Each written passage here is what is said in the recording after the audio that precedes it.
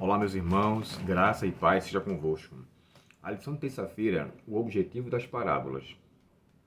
Quando você nota e você lê o capítulo 4 de Marcos e a maneira como é descrita, eu confesso a vocês que eu sou tentado a pensar que Jesus não queria a conversão daqueles líderes judeus. Jesus não queria que eles se arrependessem, que eles se voltassem.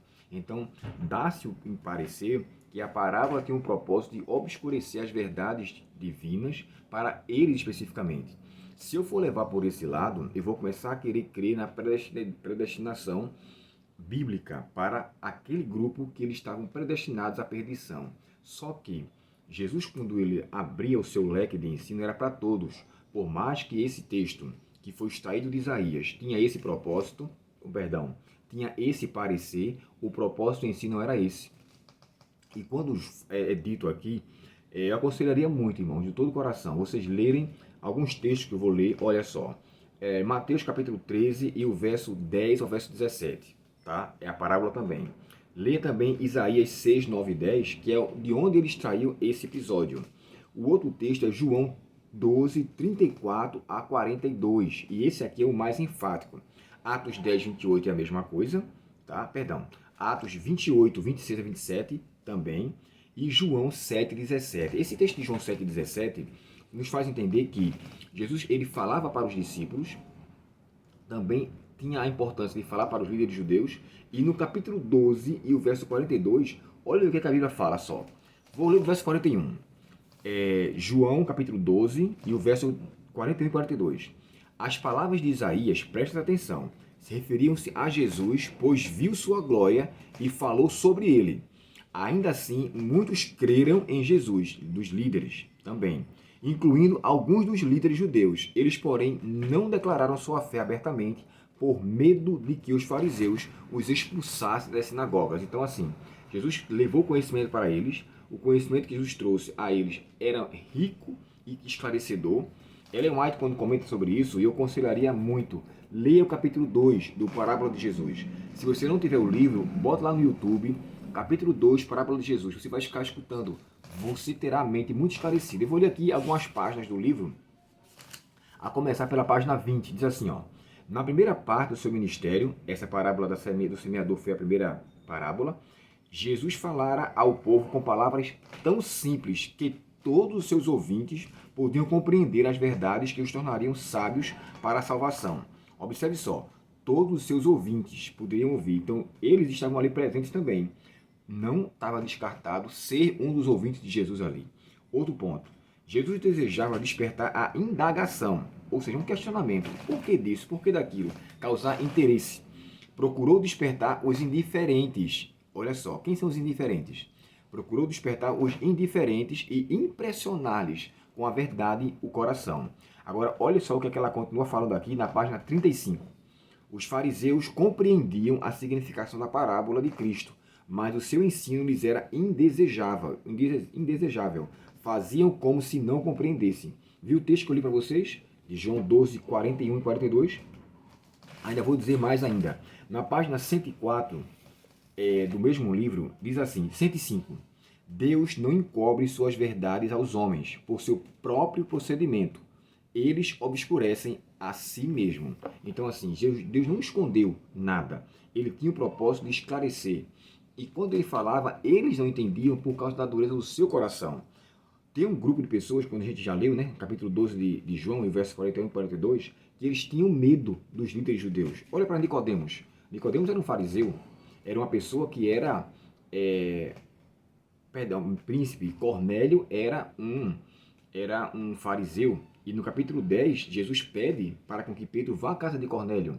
Ele era uma pessoa totalmente antiquada, ou seja, antiquada para a realidade judaica, mas Cristo não os via assim. E isso me chama muito a atenção. A maneira como Cristo trata aqueles que são de fato vistos com outros olhos. E nesse aspecto, por mais que os líderes não fossem bem aceitos, Jesus assim os levou a mensagem. Lembre-se que quando os discípulos foram à casa de alguém e eles rejeitaram com que eles entrassem, João falou assim, Senhor, quer que a gente ore e caia fogo do céu para matar todo mundo? Ele falou assim, não, eu não vim aqui para destruir as ovelhas, vim para salvá-las. E essas ovelhas incluíam todas, mesmo que estivessem vivendo sob outro pastor. Isso não desqualifica o chamado de Cristo para com elas também. Um outro texto que merece aqui uma grande consideração é o texto de Mateus, capítulo 13. Olha só, Mateus 13 e o verso 14. Mateus 13 e o verso 14, que diz assim, ó: Cumpre-se deste modo a profecia de Isaías que diz: Quando ouvirem o que digo, não entenderão. Quando ouvirem o que faço, não compreenderão. Pois o coração deste povo está endurecido. Ouvem com dificuldade e têm os olhos fechados, de modo que os seus olhos não veem e seus ouvidos não ouvem, e o seu coração não entende e não se voltam para mim, nem permita que eu os cure. Então, assim, não é Cristo que diz assim, e eu não vou curá-los, e eles não vão se arrepender. Não, o propósito era esse. E Mateus deixa claro, porém, eles não o quiseram. E o autor da lição aqui, ó, deixa bem claro. Uma leitura superficial desses versos dá a impressão de que Jesus ensinava por parábolas para que os que estivessem fora de seu grupo não a compreendessem. Mas essa perspectiva não se encaixa com as ações de Jesus Cristo. Em Marcos, no seu Evangelho 3,5, Jesus se entristeceu com a dureza dos líderes. Em Marcos 3, 22 a 30, ele levou a sério que os escribas disseram e explicou por que eles estavam errados.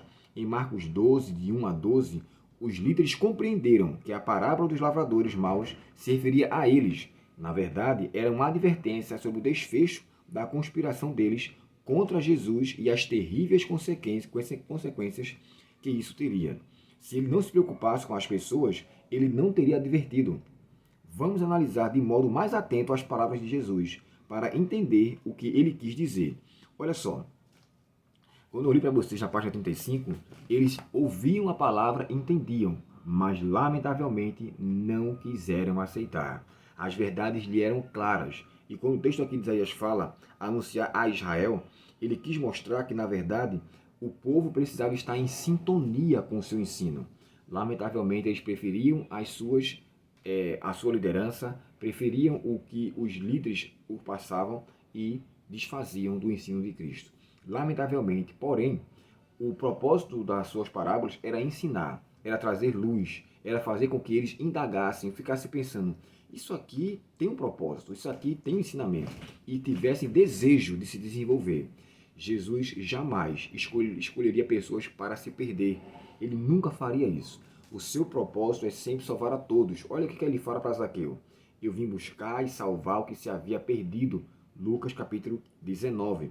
E nos olhos dos outros, Zaqueu era um perdido, mas Jesus levou o seu conhecimento. Olhe para Manassés, no Antigo Testamento, o pior rei de Israel, que reinou 55 anos, mas ainda assim a sua misericórdia o alcançou e trouxe-o de volta.